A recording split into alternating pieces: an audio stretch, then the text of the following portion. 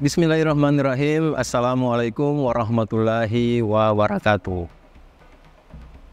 Alhamdulillahirrabbilalamin. Allahumma salli ala Sayyidina Muhammadin wa ala alihi wa sahbihi wa salim ajmain. Alhamdulillah, kami dari Yayasan Rubatul Khairat Kota Ternate di bawah pimpinan Al-Habib Abdurrahman bin Kamil As-Sagaf. Sementara ini kami lagi membangun gedung pondok pesantren Rubatul Khairat Madrasah Al-Ulya yang sementara dibangun, ya. Gedung lantai 3. Kami sangat membutuhkan dana infak dan sedekah dari jamaah bapak-bapak dan ibu-ibu. Bagi yang mau berinfak untuk melanjutkan pembangunan gedung pondok pesantren, bisa ditransfer di rekening Bank Syariah Indonesia atas nama Yayasan Rubatul Khairat. Nomor rekening 72356395526. Terima kasih.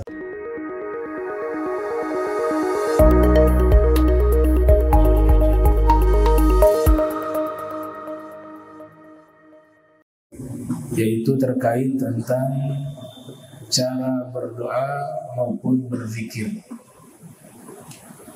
Di dalam tinjauan raf'u sauti bizikir, mengangkat suara dengan berzikir. Sebagaimana yang telah disampaikan ketika Nabi berada di kota Makkah dan belum melakukan hijrah ke kota Madinah Al-Munawwarah, seluruh rangkaian ibadah yang dilakukan sifatnya sembunyi-sembunyi, termasuk dakwah. Maka di dalam kitab-kitab sejarah disebut dengan ad-da'watu as-sirriyah. Fase pertama dakwah itu secara sembunyi-sembunyi, karena khawatir nanti kaum musyrikin bisa mengetahui dan bisa membahayakan bagi keselamatan umat Islam, terutama dari kalangan kaum lemah, du'afa. Sholat juga sembunyi-sembunyi, termasuk berdoa juga sembunyi-sembunyi, zikir juga secara sembunyi-sembunyi. Itu berlangsung selama Nabi ada di kota Makkah. Maka doa pun Allah Ta'ala berfirman di surat Al-A'raf, yang notabene surat Al-A'raf ini adalah kategori Makkiyah, surat yang Allah turunkan sebelum hijrahnya Nabi. Di situ ada perintah dari Allah, ud'u rabbakum tadarru'a wa khufyah. Berdoalah kalian kepada pencipta kalian Allah dalam keadaan bersimpuh dan tidak mengeraskan suara, karena khawatir terdengar oleh musuh. Ketika berdoa suara itu dikeraskan, maka musuh bisa mendengar dan bisa menganiaya kaum muslimin pada waktu itu. Makanya perintahnya itu doa secara khufyah, tidak mengeraskan suara. Yang menarik, ada juga wahyu yang diturunkan, surat Al-Isra, juga kategori Makkiyah. Di surat ini Allah ajarkan ritme atau tempo atau cara berdoa dengan suara yang tidak terlalu keras dan juga suara tidak terlalu pelan. Artinya sudah ada perintah untuk berdoa dengan suara yang wasata, sedang. Dia berada di antara suara yang tidak terlalu keras juga tidak terlalu pelan, ya. Wala la tajhar bi sholatika wala tukhaffits biha wabtagi baina dzalika sabila. Yang artinya janganlah kalian mengeraskan sholat. Kalau di dalam terjemahan biasa diterjemahkan sholat. Tapi kalau saya cenderung menerjemahkan doa, karena rangkaian ayatnya itu ceritanya doa, bukan sholat. Dan memang makna bahasa sholat itu secara bahasa artinya ad-du'a. Sholat secara bahasa artinya berdoa. Jadi diartikan janganlah kamu mengeraskan doamu, dan juga jangan terlalu pelan. Kalau pelan kan silent, ya? Tidak terdengar sama sekali dalam hati. Yang namanya doa harus diutarakan dengan lisan. Kalau dalam hati belum disebut doa. Ya. Qad kafani ilmu rabbi min su'ali wa ikhtiyari fa du'ai wa ibtihali syahidun li biftiqari. Imamul Haddad mengatakan cukup ilmunya Allah tahu apa yang kita inginkan, apa yang kita butuhkan. Artinya tanpa kita berdoa, di dalam hati kita Allah sudah tahu hajat kita.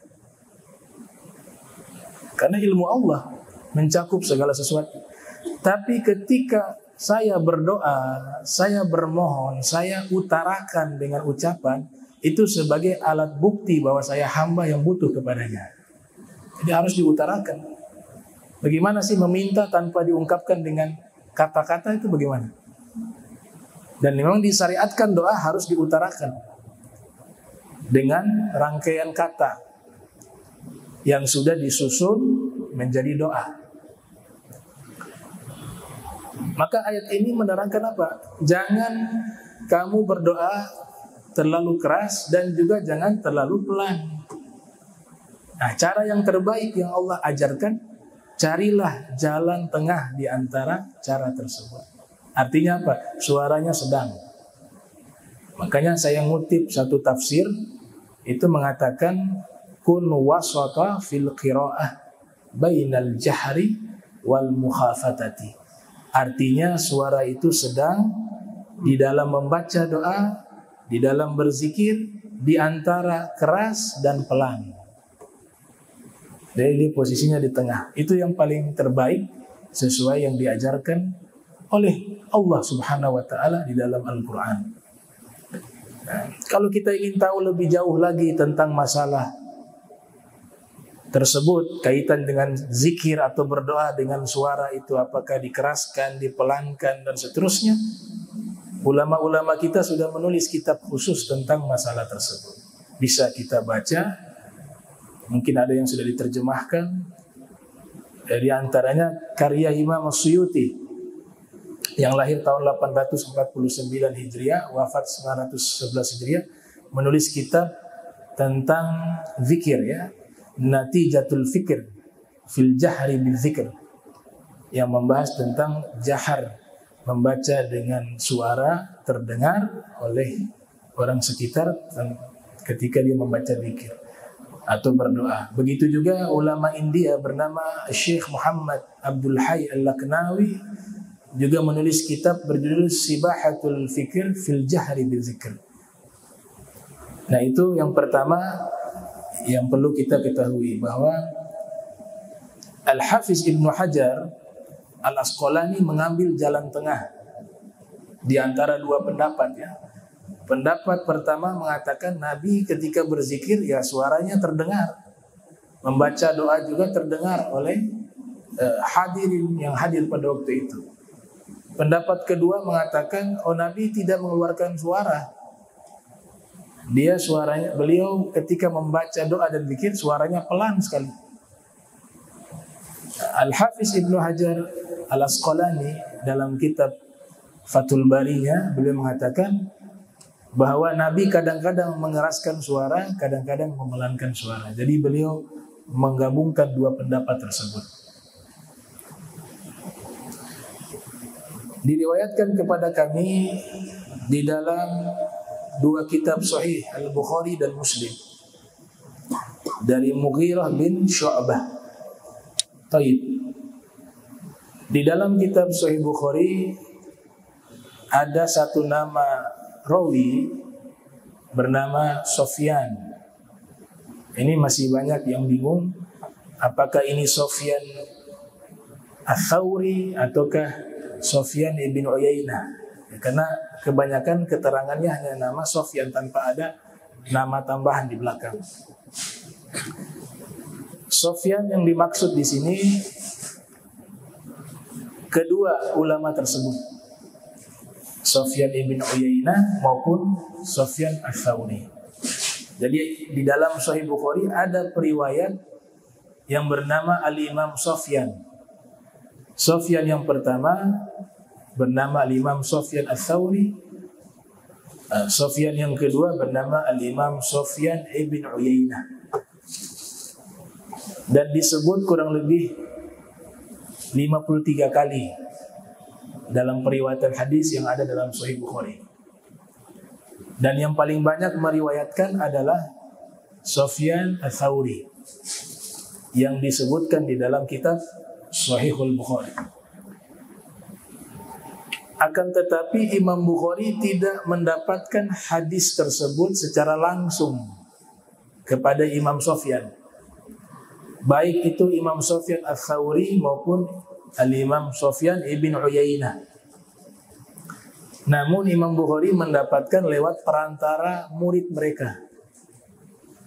Jadi tidak bisa kita menyatakan bahwa Imam Bukhari mengambil hadis langsung kepada Imam Sufyan Ats-Tsauri. Kenapa dikatakan tidak mungkin? Sebab Imam Sufyan Ats-Tsauri meninggal dunia itu kurang lebih tahun 161 Hijriah. Beliau lahir di Kufah, di Irak, meninggal di Basrah. Lahir 97 Hijriah, wafat 161 Hijriah, yaitu Al-Imam Sufyan Ats-Tsauri. Imam Bukhari, beliau baru lahir nanti pada tahun 194 Hijriah.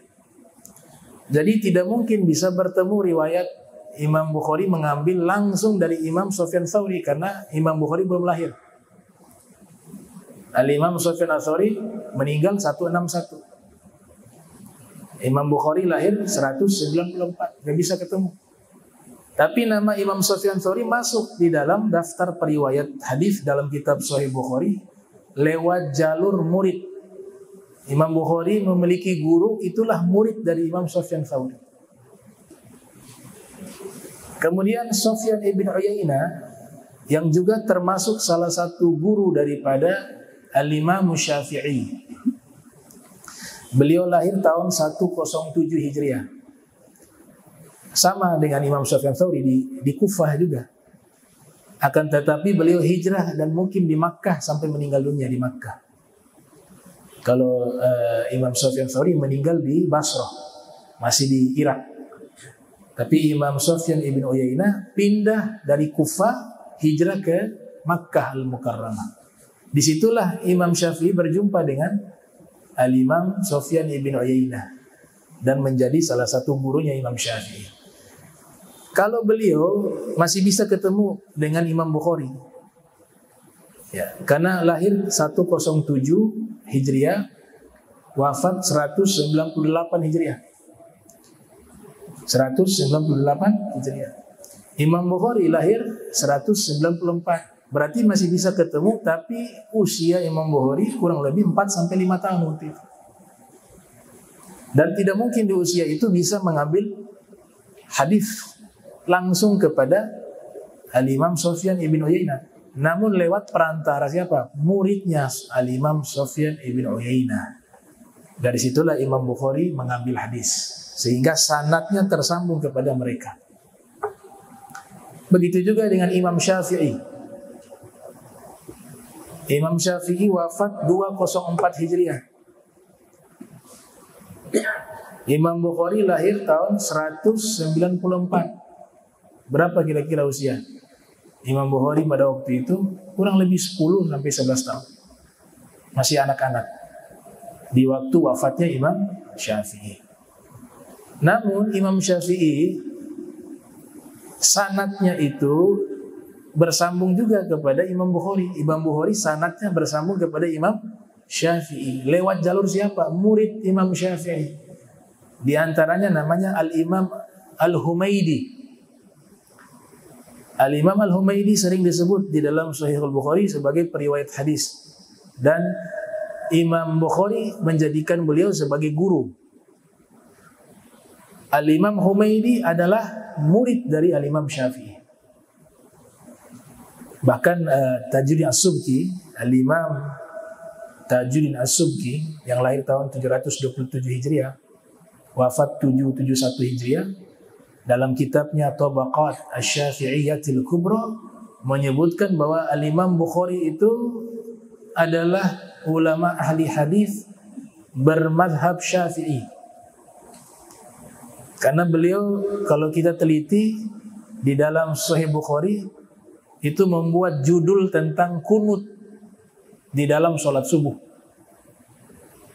sehingga spekulasi menyatakan bahwa Imam Bukhari itu berkunut subuh karena mengifbat kunut subuh dan meletakkan judul khusus tentang kunut di sholat subuh. Itu ada di dalam kitab Sahihul Bukhari. Nah, ini bagaimana para periwayat yang ada dalam kitab Sahih Bukhari. Begitu juga Imam Malik bin Anas. Imam Bukhari tidak bisa ketemu langsung karena wafatnya Imam Malik, Imam Bukhari belum lahir. Imam Malik wafat lahir 93 Hijriah, wafat 179 Hijriah. Imam Bukhari lahir 194 Hijriah. Tidak bisa ketemu, belum lahir. Tapi ilmu Imam Malik, sanad Imam Malik itu dimiliki oleh Imam Bukhari lewat murid. Di antaranya namanya Syekh Muhammad bin Yusuf.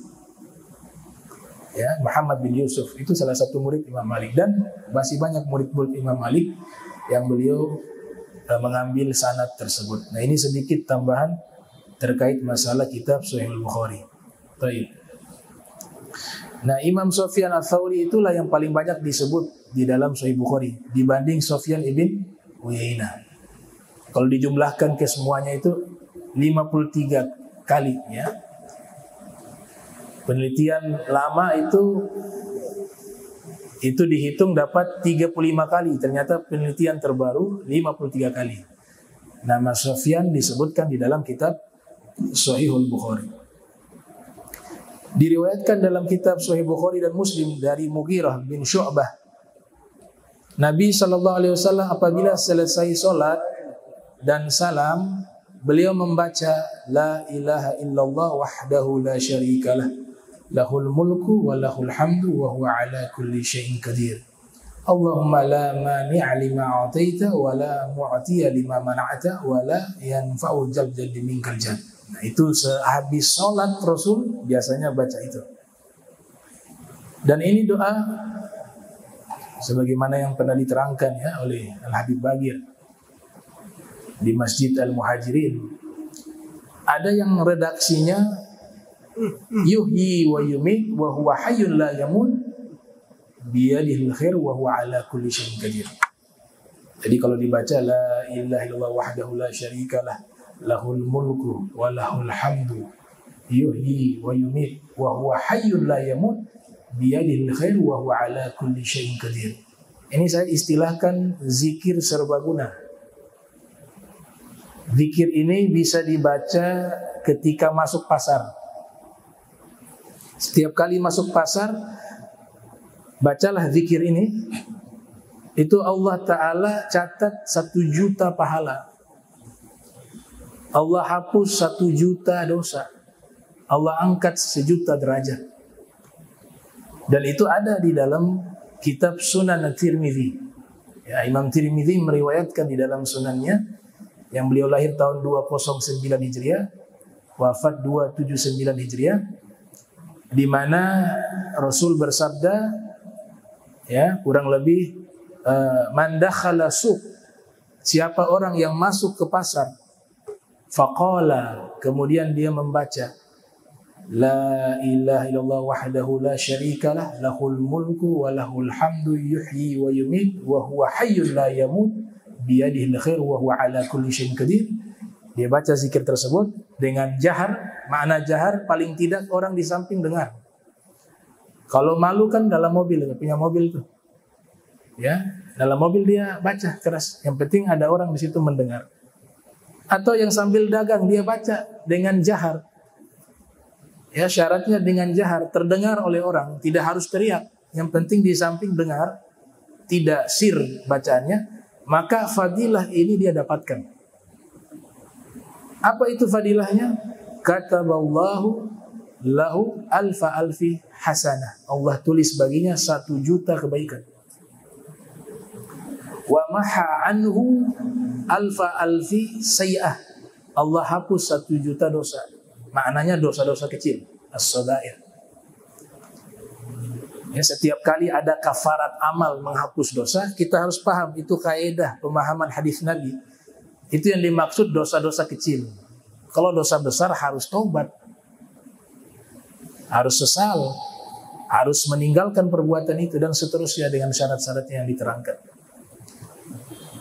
Wa rafa'a lahu alfa alfi darajah, dan Allah angkat baginya 1.000.000 derajat. Jadi dia dapat tiga kebaikan. Yang pertama 1.000.000 pahala ditulis. Yang kedua 1.000.000 dosa dihapus, dosa-dosa kecil. Dan yang ketiga 1.000.000 derajat diangkat oleh Allah Ta'ala. Dan zikir ini juga bisa dibaca saat melintasi kuburan kaum muslimin. Kita baca zikir itu juga diperbolehkan. Jadi dalam kitab Tanqihul Qaul Hafif ala Syarhi Lubabil Hadith, itu karya Syekh Nawawi Al-Bantani, mensyarahi kitab Lubabul Hadith. Lubabul Hadith ini kurang lebih ada 400 hadis Nabi SAW, dikumpulkan oleh Imam As-Suyuti. Memang tidak semuanya hadis yang valid, ya, yang sahih, karena dalam rangka fadilah amal, tapi dikuatkan dengan hadis-hadis yang sahih. Hadis itu pendukung terhadap amal yang memang sudah ditentukan, dinyatakan di dalam riwayat yang sahih. Judul kitabnya Lubabul Hadis. Dan juga setelah kita bangun tidur, zikir ini juga dianjurkan untuk diamalkan. Bangun tidur, kita baca zikir tersebut. Dan fadilahnya sangat besar. Salah satu ulama bernama Al-Habib Abdullah Al-Idrus, beliau mengatakan, kalau kalian mau tahu orang yang nanti menjelang wafat bisa mengucapkan La ilaha illallah, itu barometernya dilihat ketika bangun tidur dia istiqomah melafadzkan zikir tersebut. Jadi kalau kita bangun tidur mudah mengingat Allah dan langsung kita menyatakan dengan lisan La ilaha illallah wahdahu la syarikalah lahul mulku wa lahul hamdu yuhyi wa yumiit wa huwa hayyul la yamut biyadihil khair wa huwa ala kulli syai'in qadir. Kata beliau, maka menjelang wafat dia akan bisa mengucapkan La ilaha illallah. Tapi siapa yang terhalangi mengucapkan zikir tersebut ketika bangun tidur, atau zikir dalam makna mengingat Allah waktu bangun tidur, maka juga akan sangat sulit dia mengingat Allah dan melafadzkan lafadz Allah ketika menjelang wafat. Nah, jadi kalau kita ingin meninggal dengan mudah kita lafadzkan kalimat tersebut, jangan lupakan zikir tatkala kita bangun dari tidur. Terutama yang tadi yang sudah diajarkan oleh Nabi kita Muhammad sallallahu alaihi wasallam dan diamalkan oleh kaum sholihin. Maka di hadis riwayat Al-Imam Abu Dawud yang lahir tahun 202 Hijriah, wafat 275 Hijriah, di dalam sunannya Nabi katakan, man kana akhiru kalamihi la ilaha illallah dakhalal jannah. Siapa yang di akhir hayatnya kalimat terakhir yang dia ucapkan menjelang ia wafat la ilaha illallah, niscaya dia masuk ke dalam surga. Ini tidak mudah kalimat ini. Kalimat ini bisa diucapkan tergantung amal ketika kita hidup. Ada orang orientalis mengatakan, masa hanya dengan la ilallah mau meninggal masuk surga. Dia tidak faham makna hadis ini. Tidak semudah itu mengucapkan kalimat tersebut di detik-detik wafatnya seseorang. Sebagaimana tidak mudahnya seseorang mengingat Allah ketika bangun dari tidur. Bisa disensus berapa banyak orang bangun tidur yang dia ingat Allah. Disensus coba. Kebanyakan bangun tidur ingat kerjaan. Sementara apa? Ingat uang. Bulanan sudah masuk belum ya? Ingat belanja, ingat pasar. Begitu juga keadaan orang ketika menjelang wafat. Tidak semudah itu melafadzkan la ilaha illallah. Nabi menyatakan itu artinya bahwa amal yang dia lakukan ketika hidup itulah yang akan menggerakkan hatinya mengingat Allah. Dan dia melafadzkan la ilaha illallah. Nah, salah satu amalan itu diijazahkan oleh para ulama. Jangan lupa bangun tidur baca zikir tersebut. Setelah itu doa bangun tidur yang lain yang biasa kita baca. Ya. Nah itu. Kemudian dikatakan di sini, la ilaha illallah wahdahu la syarika lah lahul mulk. Itu Nabi baca setiap selesai sholat. La ilaha illallah wahdahu la syarika lah lahul mulku wa lahul hamdu wa huwa ala kulli syai'in qadir. Ditambah la haula wa la quwwata illa billah. La ilaha illallah wa la na'budu illa iyyahu lahun ni'mah wa lahul fadl wa lahul thana'ul hasan. La ilaha illallah mukhlisina lahud dina walau karihal kafirun. Nah, ini ada riwayat yang lain diriwayatkan oleh Abdullah bin Zubair. Nabi biasa bacanya itu. Jadi ada banyak ya, ada beberapa riwayat Nabi selesai sholat membaca zikir-zikir yang tadi disebutkan oleh para rawi. Nah kalau maghrib sama subuh itu sunnah baca 10 kali. La ilaha illallah wahdahu la syarika lah lahul mulku wa lahul hamdu wa huwa ala kulli syai'in qadir. Ya biasa kan kita baca itu. Itu memang hadis Nabi. Itu riwayat dari Nabi sallallahu alaihi wasallam. 10 kali di salat maghrib dan di salat subuh. Nah, caranya itu ketika selesai salam ya, salat dari salat, yang pertama kali dibaca itu sesuai dengan apa yang dituntun oleh Rasul sallallahu alaihi wasallam, itu istighfar 3 kali. Kemudian kalau memang itu salat maghrib dan salat subuh, maka ditambah dengan membaca zikir tersebut. Yang tadi disebutkan oleh saya, dibaca 10 kali. Dengan keadaan posisi duduk tidak berubah. Jangan dulu duduk dibongkar itu. Selesai baca yang 10 kali itu, baru posisi duduk itu kita ganti ya. Artinya dari awal tuh selesai sholat kita posisi seperti itu sambil membaca zikir tersebut. Dan itu berlaku bukan hanya untuk imam, berlaku juga untuk makmum. Selesai membaca itu 10 kali, baru kita rubah posisi duduknya. Ya. Ditambah kalau sholat subuh ditutup zikir tersebut, ya la ilaha illallah wahdahu la syarikalah ya. La ilaha illallah wahdahu la syarikalah lahul mulku wa lahul hamdu wa huwa ala kulli syai'in qadir. Di bacaan yang terakhir kalau itu sholat subuh ditutup wa ilaihi nusyur. Wa ilaihi nusyur. Kepadanya lah kembali. Maksudnya kepada Allah kita akan kembali. Kalau yang di waktu sholat maghrib ditutupnya wa ilaihil masir. Kalau sholat subuh wa ilaihi nusyur. Jikalau sholat maghrib wa ilaihil masir. Ya, itu tata caranya diatur oleh para ulama. Ya, dan punya sanad dan kebanyakan dari hadis Nabi sallallahu alaihi wasallam. Kemudian ditambah doa minta perlindungan dari api neraka sebanyak 7 kali. Yang biasa kita baca Allahumma ajirna minan nar, Allahumma ajirna minan nar, Allahumma ajirna minan nar, dibaca 7 kali. Nah, ini termaktub di dalam Musnad Imam Ahmad bin Hanbal yang lahir 164 Hijriah, wafat 241 Hijriah, di mana diriwayatkan Rasul bersabda, "Idza shallaita subha faqul qabla an tatakallama Allahumma ajirni minan nar sab'a marrat fa innaka in mitta min yaumika." Nah, kalau kamu sholat subuh, maka bacalah sebelum kamu berbicara. Kata Nabi, bacalah sebelum kamu berbicara, Allahumma ajirni minan nar, yang artinya, ya Allah, aku minta pelindungan dari api neraka, sebanyak 7 kali, kata Nabi. Apabila kamu meninggal di hari itu, maka Allah akan menjagamu jiwaran minan nar. Allah jaga kamu dari api neraka.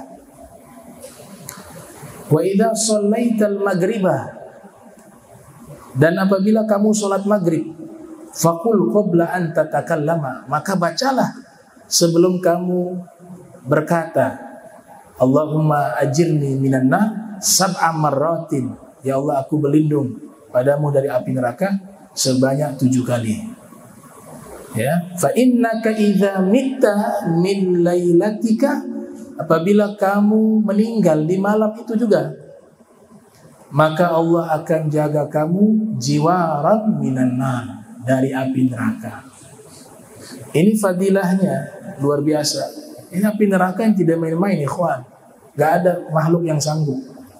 Tum tahu tuh, api neraka diciptakan oleh Allah. Api neraka yang Allah ciptakan, api neraka merasakan kepanasan. Padahal api neraka api. Bahkan dalam satu riwayat, api neraka itu berdoa agar dilindungi dari api neraka. Api nerakanya minta berlindung dari api neraka. Saking panasnya. Nah, sebab itulah ini amalan juga diamalkan sebagaimana riwayat hadis, yaitu di waktu sholat subuh, ba'da sholat subuh, dan juga ba'da sholat maghrib. Allahumma ajirni minan nar. Nah, kalau dituntun oleh imam untuk kita ikuti, diganti domirnya, Allahumma ajirna minan nar, Allahumma ajirna minan nar. Kemudian ulama biasa menambahkan di bagian akhir, ma'as salimin, ma'as salimin, wahakadha. Ya. Ada riwayat mengatakan di sini, zahaba ahlu dusur bidarajati, golongan sahabat yang fakir miskin datang menemui Nabi. Fakir miskin, mereka mengatakan, wahai Rasul, orang-orang kaya derajatnya lebih tinggi dibanding kami, karena kalau mereka sholat, kami juga sholat, bisa sama. Mereka orang kaya bisa sholat, kami orang fakir juga bisa sholat. Begitu juga mereka orang kaya bisa berpuasa, kami juga bisa berpuasa. Akan tetapi mereka diberikan pahala yang lebih. Mereka bisa ibadah haji, kami tidak bisa. Mereka bisa ibadah umroh, kami tidak bisa, karena kaitannya dengan finansial, dengan keuangan. Mereka bisa bersedekah, kami tidak bisa. Mereka bisa zakat, kami tidak bisa. Nah, dari sisi inilah kami kalah dalam amal, pahala amal kami kalah. Jadi ini tujuannya bukan karena iri hati, bukan. Tapi ghibtah fil amali sholih. Dalam bahasa hadis namanya al-ghibtah. Kita iri kepada orang yang berbuat baik dengan tujuan ingin melakukan hal yang sama. Itu tidak haram, itu satu kebaikan. Masya Allah itu. Dia bisa jaga sholat tahajud, bisa istiqomah sholat witir. Luar biasa. Kenapa saya gak bisa? Itu namanya iri hati yang baik. Bahasanya sebenarnya bukan hasad. Kalau hasad konotasinya negatif, tidak baik. Tapi bahasanya itu adalah ghibtah. Ya, harapan, cita-cita. Ghibtah. Nah, ini mereka ghibtah. Orang kaya bisa pahalanya lebih banyak dari kami. Maka Nabi SAW mengatakan kepada mereka, mau aku tunjukkan kepada kalian sesuatu amal yang jika kalian lakukan, kalian bisa mengungguli mereka semua orang kaya tadi. Dan tidak ada satupun yang lebih afdol dari apa yang dilakukan oleh kalian, kecuali mereka melakukan hal yang sama, amal yang sama. Maka semua tuh sahabat dari golongan orang-orang fakir miskin tadi, mereka mengatakan na'am, bala, ya bahasanya, iya ya Rasul. Maka Nabi mengatakan tusabbihuna wa tahmaduna wa tukabbiruna khalfa kulli salatin thalathan wa thalathina. Kamu baca tasbih subhanallah, ya, kalian membaca tasbih subhanallah, dan kalian membaca tahmid alhamdulillah, dan kalian membaca takbir Allahu Akbar selesai setiap kali solat sebanyak 33 kali, maka amal itu bisa mengungguli apa yang mereka lakukan sebenarnya. Dan kita lakukan setiap solat 33 kali. Ada riwayat yang akhir 34 kali. 33, 34 ada. Ada riwayat 33, 33, 33. Ya, mulai dari tasbih, tahmid, takbir. Tasbih yang paling awal. Karena tasbih itu mensucikan Allah. Di zaman Nabi sallallahu alaihi wasallam, bahkan jauh sebelum Nabi hadir, zaman Nabi Musa, kan ada surat terpanjang di dalam Al-Quran, surat Al-Baqarah. Ada ulama ahlul kalam menafsirkan agak sedikit berbeda dengan ulama tafsir. Kenapa dinamakan surat tersebut surat Al-Baqarah, dan kenapa ada perintah Nabi Musa untuk menyembelih sapi? Al-Baqarah artinya sapi. Itu kaitannya dengan apa? Sapi yang dianggap sebagai Tuhan. Salah satu kitab karya Imam Siristani berjudul Al-Milal wan Nihal itu menyebutkan salah satu sembahannya Fir'aun. Jadi Fir'aun ini mengaku Tuhan, tapi ternyata punya Tuhan juga. Yang dia sembah beberapa patung, diantaranya Ijlun. Kata Imam Hasan al-Basri yang lahir tahun 21 Hijriah, wafat 110 Hijriah, mengatakan bahwa Fir'aun memiliki berhala yang biasa dia sembah, yaitu anak sapi. Jadi masyarakat yang ada di masa Nabi Musa khususnya itu banyak menjadikan sapi sebagai sesembahan, patung sapi. Makanya cerita lanjutannya itu kan Samiri membuat patung sapi untuk disembah.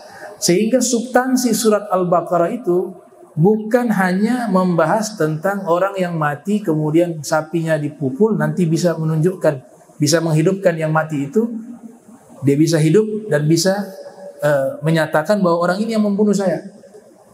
Itu biasanya keterangan sampai di situ, padahal ada makna lainnya, yaitu menyembelih sapi dengan tujuan bahwa sapi ini makhluk, bukan Tuhan, sehingga harus disembelih. Dia makhluk, Tuhan maha hidup, tidak bisa mati. Maka disembelih sebagai